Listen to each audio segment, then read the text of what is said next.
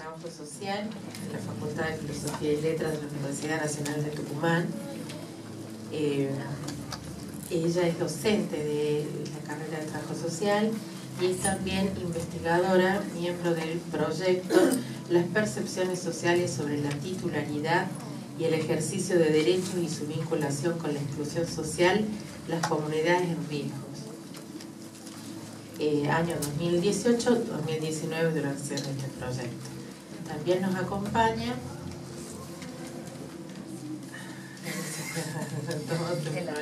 Fiorella. Como Sí, suena todo lo leí 2 veces y como me suena costó. todo. Cademar Tori. ¿Sí? Sí. Bueno, vamos. Nacida en la ciudad de Buenos Aires, ahora está trabajando entre la Universidad de Santiago del Estero y Tucumán. Es licenciada en Trabajo Social, magíster en Trabajo Social por la Facultad de la Universidad Nacional de La Plata y directora, doctora en Ciencias Sociales por la Facultad de Ciencias Sociales de la UBA. Y por último tenemos a Melissa Campana, doctora en Trabajo Social de la Universidad Nacional de Rosario, investigadora del CONICET, docente de la Escuela de Trabajo Social de la Universidad Nacional de Rosario y de la Facultad de Trabajo Social de la UNER, coordinadora del programa de estudios sobre gobernabilidad y Estado, directora de la revista de la Cátedra Paralela. Su línea de investigación se refiere al gobierno de la pobreza y la política de asistencia social en Argentina y América Latina. Esto a modo breve, porque sus trayectorias son bastante vastas y nos llevaría mucho tiempo detallar sus currículos. Así que bueno, nos dejamos con ellas. Bueno, buen día a todas y todos. Bueno, para empezar, como han empezado la mayoría de las colegas expositoras y agradeciendo la hospitalidad de Catamarca, del Departamento de Trabajo Social, en las personas de Roxana y todo su equipo. La verdad que ha sido muy grato compartir estos días con ustedes y con gente de tanta calidad humana. Así que bueno, muchas gracias. Bueno, para empezar, digamos, con esto que para lo que se nos ha convocado. Pensar trabajo social y las democracias en América Latina frente al predominio neoliberal me lleva a plantear un tema sobre la existencia de una preocupación, ¿no?, por nuestras democracias actuales, las que se encontrarían amenazadas o en riesgo ante el predominio neoliberal a raíz del giro a la derecha que se ha producido en estos últimos años en la mayoría de los gobiernos de la región, inmersos en un cambio de época. Esta mañana temprano leía página 12 y en un artículo que publica hoy sobre el crecimiento de la desigualdad a partir del impacto de las políticas neoliberales, me pareció importante como traerles lo que ahí se plantea. Según datos del INDEC, el 10% más rico de la población se apropia hoy por hoy del 32,8% de los ingresos totales, mientras que hace un año atrás se apropiaba del 32,6%. O sea, ha habido un crecimiento de la acumulación de la riqueza en el 10% más rico de nuestra población. Estos son datos actuales. Y se observa que un 20% de la población con mayores ingresos, después de ese 10%, se queda con el 49,8%. Entonces estamos hablando de alrededor de un 80% de la población con mayores ingresos, un 30% de la población con mayores ingresos se apropia hoy por hoy del 80% de la riqueza total. Mientras que un 20% de la población con menores ingresos apenas se lleva el 4% del total. Bueno, esto como para tener en cuenta a la hora de pensar la democracia y lo que planteábamos de las amenazas o los riesgos en los que nos encontramos frente a las políticas neoliberales. Me surgen así preguntas como ¿cuán compatibles son nuestras democracias con este estadio del capitalismo global y en esta situación de fuerte concentración económica, mediática y el poder de las corporaciones? ¿Cuál es la perspectiva ética de un gobierno que se justifica en la transparencia por un lado y en la lucha contra la corrupción y la reducción de la pobreza, pero que a la vez no solo aumenta junto al desempleo y la precarización, sino que reproduce diversos intereses conflictos de intereses, fugas de capitales, evasión impositiva, emisión desaforada de bonos de deuda, transferencia de ingresos de sectores de trabajadores a sectores concentrados. ¿Es viable una democracia con altos niveles de desigualdad como los que tenemos hoy? ¿Y en qué medida esta legitimidad se legitima la igualdad política y jurídica cuando la democracia aparece vacía de contenido y de sentido? Bueno, como primera cuestión, digamos, esta preocupación que se plantea no es un tema nuevo, por más que nos parezca novedoso. Las ciencias políticas vienen planteando la preocupación por la democracia, y ahí tomo a un politólogo, que es Marco Aurelio Noguera, quien ya en 1994 plantea que desde hace 40 años a esta parte se viene hablando de una cierta crisis de la democracia, ¿no?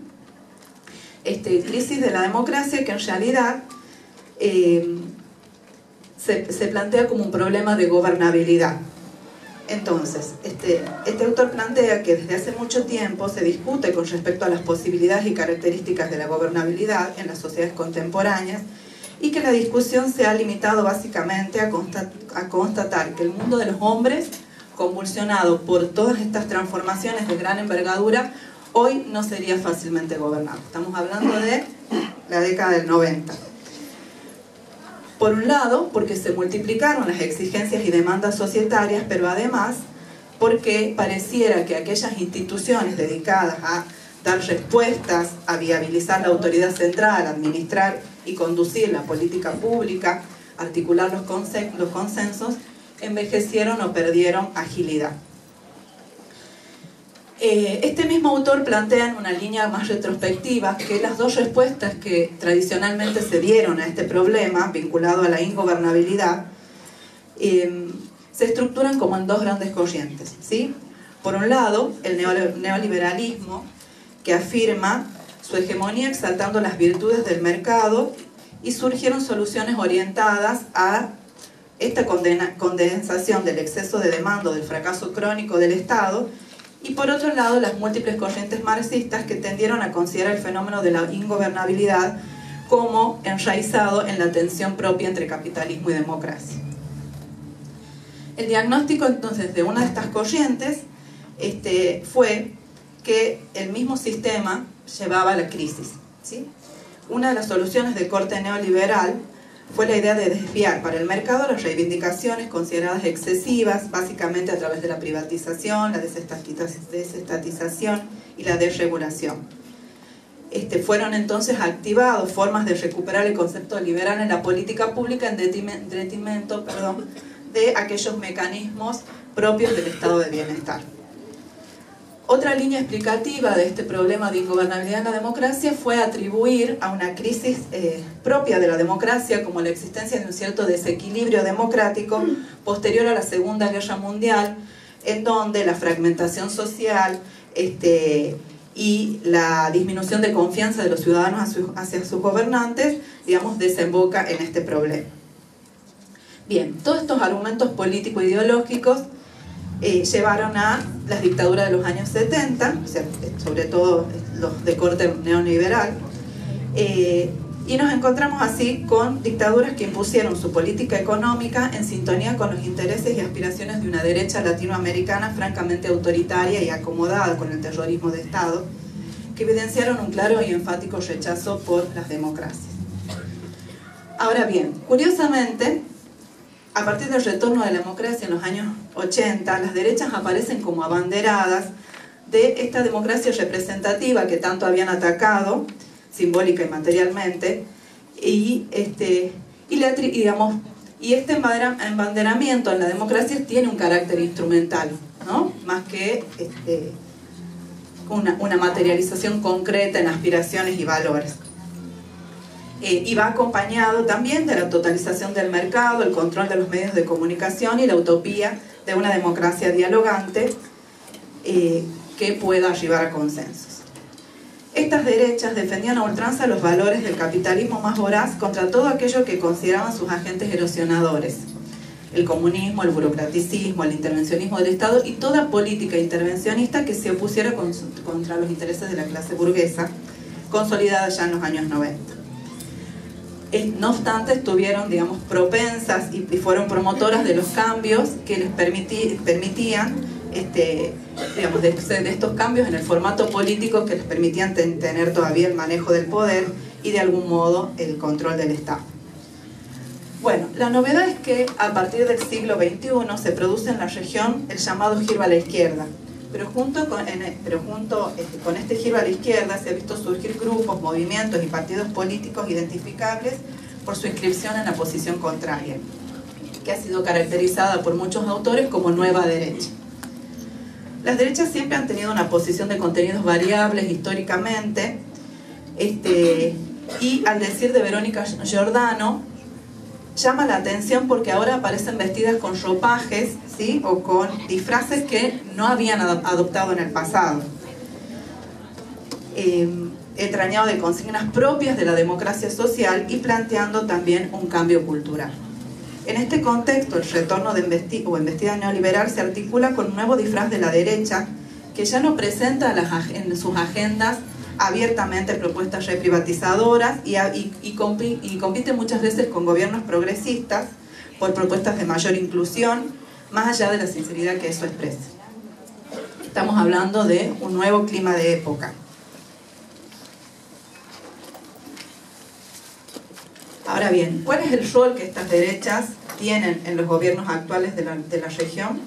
Esta misma autora plantea la existencia de un enmarañado universo de fuerzas de derecha en América Latina hoy, donde los contenidos están asociados a, digamos, son variables y tienen, digamos, se distinguen si están en si están en el lugar de oposición o están como fuerza de gobierno.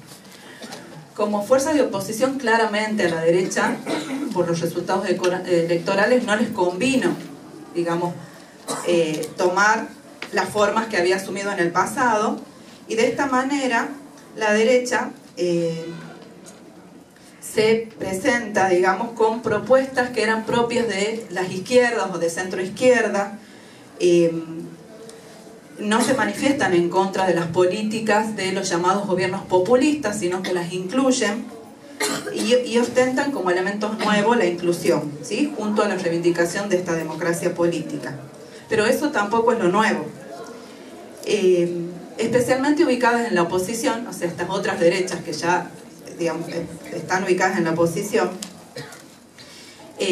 junto a estas demandas de democratización e inclusión social, sí plantean consignas como la mano dura, que suelen presentarse como planteos así postideológicos, como aquellos problemas de la gente que dejan ver, ¿no?, el verdadero sentido que ellas traen. Bien, ¿cuál es la característica de este proceso en la región?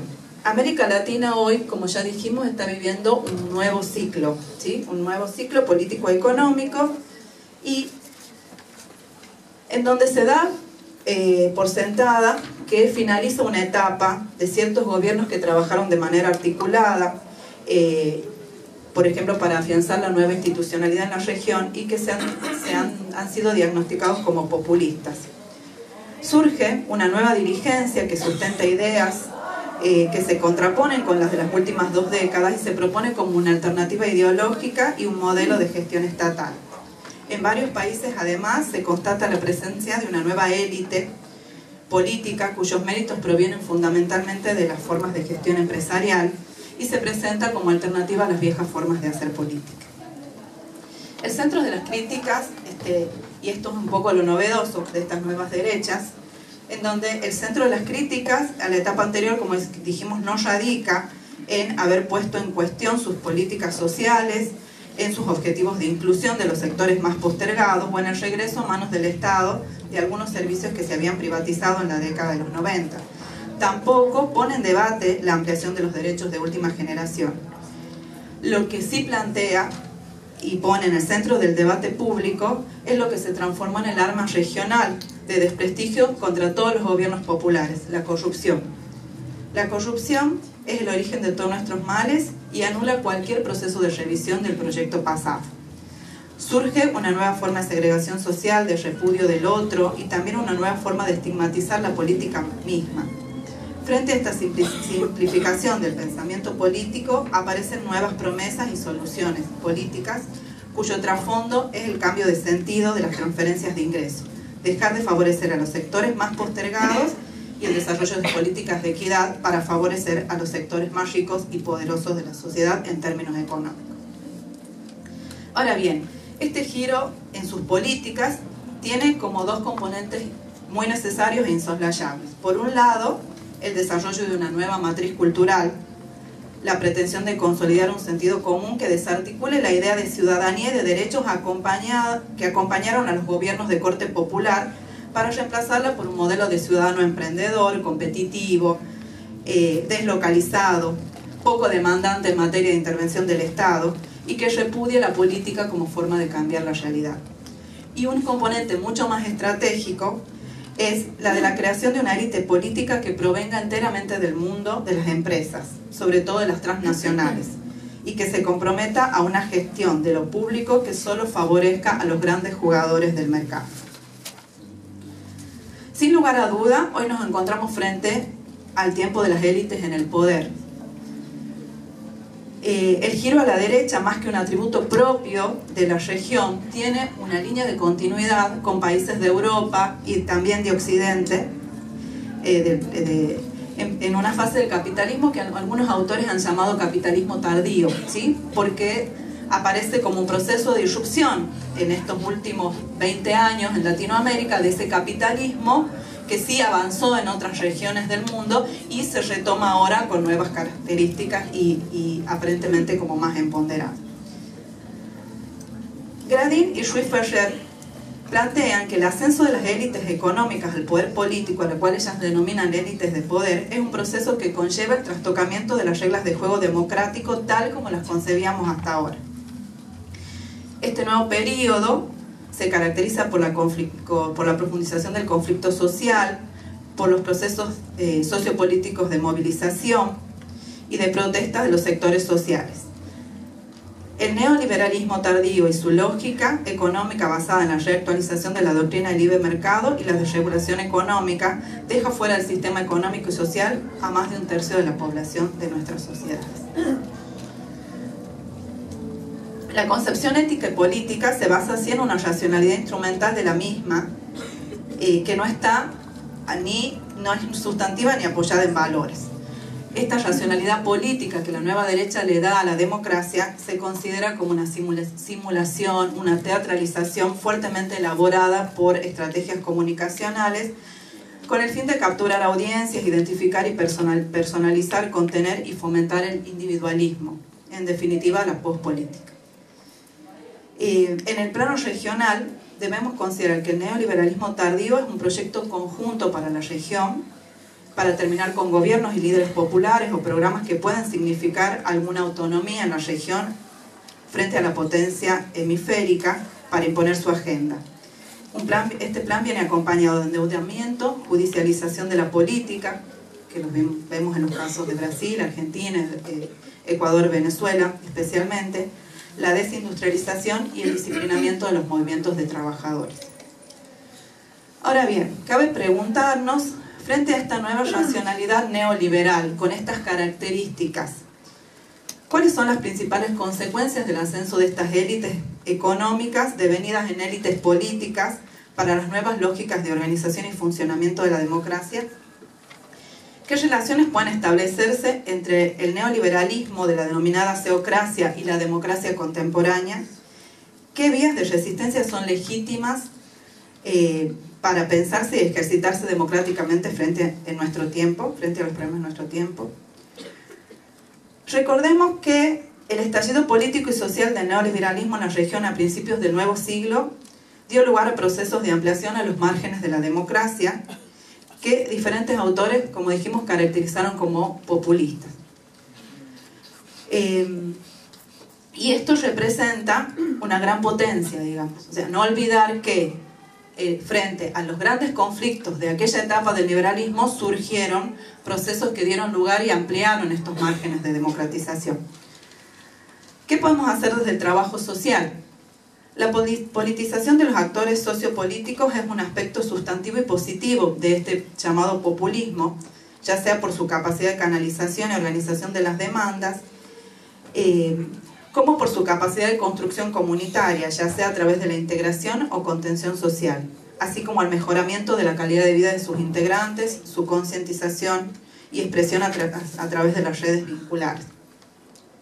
Las formas de construcción comunitaria, los modos de involucramiento y la participación de los individuos en los movimientos sociales nos permite la cercanía con las relaciones sociales que se constituyen en elementos fundamentales. Esta cercanía se da en el territorio y con la comunidad. Las resistencias a diferentes estrategias de la política pública irrumpen en la agenda gubernamental mostrando los límites de la sustentabilidad política y social de un proyecto que pretende funcionar con una parte y gran parte de la sociedad fuera del sistema económico y social.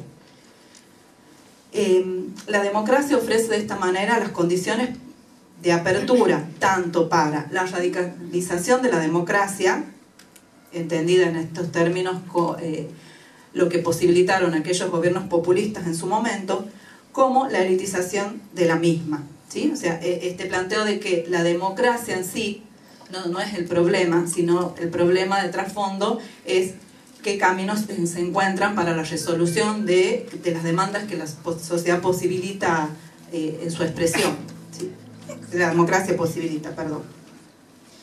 El desafío principal es mantenerse en el marco de las reglas del juego democrático, respetando su principal criterio de legitimidad, la obtención de las mayorías para la toma de decisiones democráticas y su genuina representación. El neoliberalismo se encuentra en crisis y eso significa la oportunidad de construir una contrahegemonía más democrática, fomentar la participación de una ciudadanía activa, politizada, empoderada y atravesada por lo político. ¿Cuánta desigualdad puede soportar la democracia? Con las élites de poder, mayores índices de pobreza, marginalidad, situación de calle, desempleo, exclusión social. Son inadmisibles para la democracia. Debemos aportar a la reconstrucción, a volver a construir el sentimiento de pueblo, frente a la deconstrucción del pueblo como referente colectivo. Recordemos que la mayoría de los que están acá, entiendo, son estudiantes de trabajo social, trabajadores sociales, docentes de las carreras de trabajo social. Recordemos que trabajamos en comunidades, trabajamos en las universidades y también estamos insertos en colectivos profesionales. Entonces, esta idea de reconstrucción nos tiene que atravesar todos los ámbitos en donde nos encontramos. Los movimientos sociales construyen comunidad desafiando esta desarticulación social y la violencia que nos atraviesa. Sus acciones comunitarias construyen el lazo social a través de su intervención y organización popular, haciendo un aporte sustantivo a la inclusión de una parte de la sociedad que el neoliberalismo tardío excluye. Como trabajadores sociales, pero previamente desde la academia, nos debemos debates profundos que nos permitan la comprensión de los problemas sociales, manifestación de la cuestión social, con sentido crítico y un fuerte compromiso ético-político. No hemos podido ni sabido dar respuestas acerca de los problemas que nuestras sociedades atraviesan, sus dificultades, sus conflictos, entendidos como efecto de estas políticas neoliberales que fueron asumiendo distintas formas y disfraces, tanto hacia el interior de nuestros ámbitos como hacia la comunidad. Trabajamos con los sectores de la población más afectados por estas políticas y tenemos la urgente y necesaria tarea de dar cuenta de sus principales características, pero sobre todo de sus consecuencias para la ciudadanía, lo social y la propia democracia. Interrogarnos sobre los usos, las prácticas, los discursos, los modos de una nueva racionalidad neoliberal que responde tanto a una fase específica de consolidación del capitalismo, la actual, especulativa financiera, e intentar restablecer los bienes públicos como la seguridad jurídica, el Estado de Derecho, el bienestar social, el Estado productivo inclusivo, la identidad cultural, nacional y popular y la legítima democracia, el Estado democrático. Defender y recuperar los derechos hoy en retroceso, como el acceso a la salud pública, a la educación, al trabajo decente, entre otros derechos vitales, requiere la articulación de sectores sociales y populares en su nombre. Debemos hablar por los que no hablan. Requiere una contrabatalla cultural. Bueno, y para finalizar les dejo una frase de Carlos Heller que dice así: el retroceso de los proyectos neoliberales no se produce porque sus líderes no sepan qué hacer, porque lo saben, están absolutamente convencidos de avanzar con los ajustes. Si fracasan, es porque la mayoría de los perjudicados con sus políticas se organizan y les ponen límites. Nada más. Muchas gracias.